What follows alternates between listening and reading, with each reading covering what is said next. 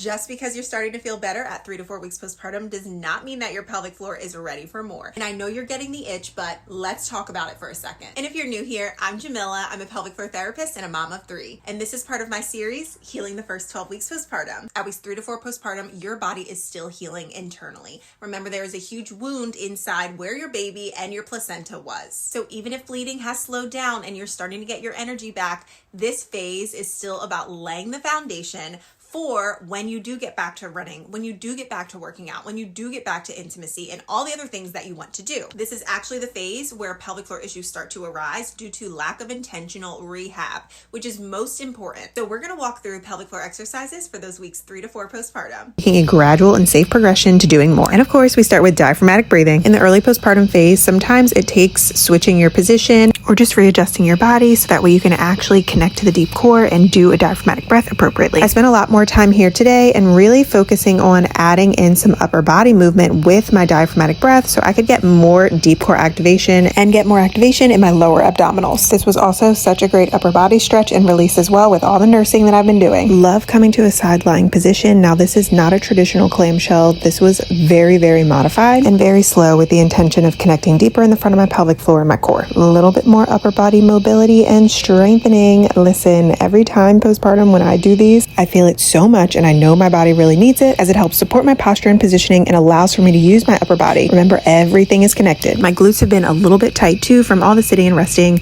so I added in that nice child's pose to lengthen out the back of the spine and the glutes and these gradual slow glute bridges with my diaphragmatic breath. A lot of lengthening and mobility today, because if I don't have the mobility and I am not having appropriate lengthening in my muscles, then it's going to be very hard to have appropriate strength and stability when needed. And until you are fully healed postpartum, I always recommend coming up in a log roll just as you were during pregnancy. Make sure you follow along for the rest of the series as we walk through each phase of early postpartum healing holistically week by week. Save this video, share it with another mom, and if you would like an early postpartum resource, I have an early postpartum 6-week guide linked at the top of my page for you.